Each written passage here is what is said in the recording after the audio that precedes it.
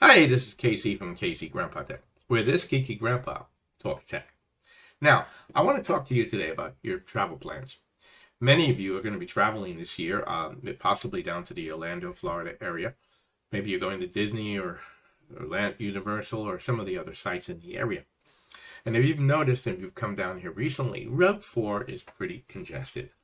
And they've been working on solutions by widening the roads. But one of the things that they're building a train, and you may have heard about it, and we'll be talking about today.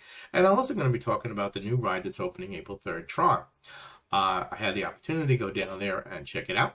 So stay tuned. Don't forget to like, share, and subscribe to the channel. And we'll get right back with you.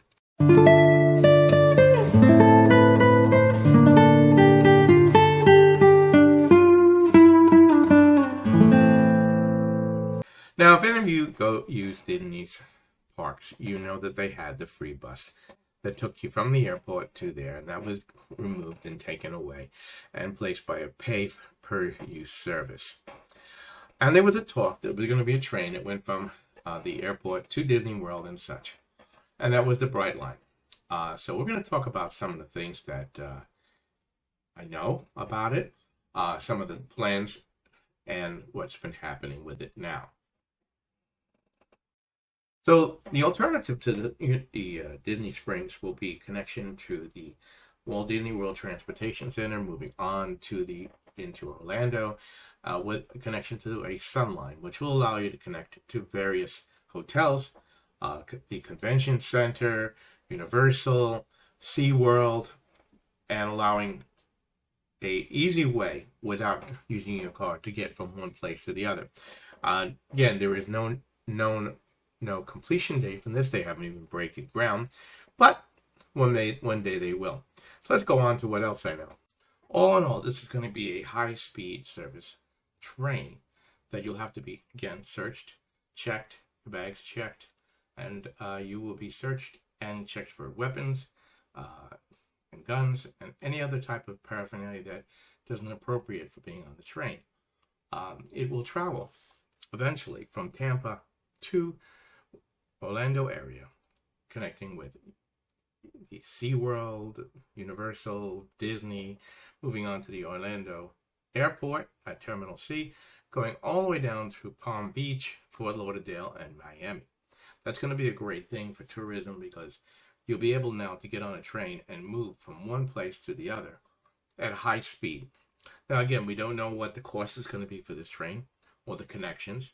We do know that you'll have to be go through metal detectors. You'll have to have your bag scanned.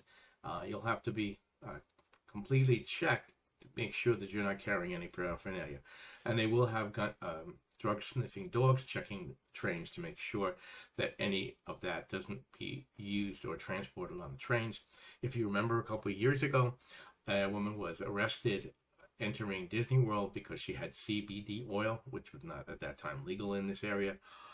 So there'll be a lot of changes and moving on this train.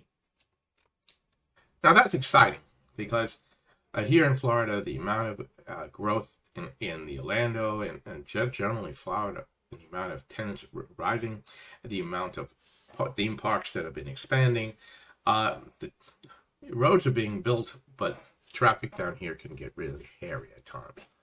Now, I thought I'm going to talk to you about Disney's new ride that will be opening on April 3rd. And that is Tron. Now, Tron is now completed. It is now being tested and ridden by Disney employees and press persons like myself who are allowed to ride the ride. Now, it is a very smooth and great ride. But if you weigh more than 200 pounds, forget about it. You're not going to ride in the main car. That is a problem, and we'll talk about that now. One of the things about this ride is that you are now going to be riding a motorcycle. So your seat will come down over behind you, and your knees go on it as if you were riding a low-riding motorcycle, and a bar comes across the back of your thighs. Well, this ride is not meant for people over 200 pounds.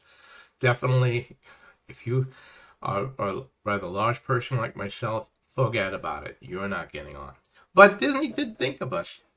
And they have a limited car at the very end of the train, which looks like this. And actually, that is the actual car. They're very limited them. Now, the ride is pretty cool, I gotta say.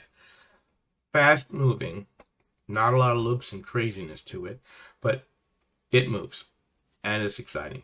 When you're sitting back, though, with the handicap seat, you get a full view of what it looks like. Unfortunately, I was not allowed to take my GoPro camera and hook it up to my chest and move it and record this, so I got a few snapshots from online. And as you can see here, this is kind of like when you're in the train, and you'll have other cars that appear, that are holographically appeared on the train, making it pretty interesting to look at. But it is a really good and smooth ride. Something you could take your 11-year-old on if she fits and makes the height requirement. Nothing really insane. Now, all in all, that is a little bit about Tron. Like I said, it is not meant for the person who is a large person like myself. I mean, I weigh 265 pounds, and I could not get on the first car. My legs are just too large. When that bar comes across, you can't be there. And another thing that I don't like about it is, again, you're forward, you're holding onto the braces, and as the two bars come across your thighs to hold you down in place, it kind of feels very restraintive, but the ride is cool. So this is a little bit about the Tron ride. It'll be opening a 3rd. Right now, you can get on it through the virtual queue if you have certain passes and certain abilities to get on those trains. They do not allow you to wear any cameras or have any cell phones or hats on. They require you to stow them away because of the possibility of those items flying off. As you know, in one of the amusement parks last year, someone's cell phone came off when the person was going through a loop-to-loop and hit the other person in the face, causing a great injury. So they are very protective against lawsuit. Anyway, this is Casey from Casey Grandpa Tech Out. I'll be back with more tech news, tech solutions, tech problems. Don't forget to like, share, and subscribe to the channel, and we'll be back to you real soon.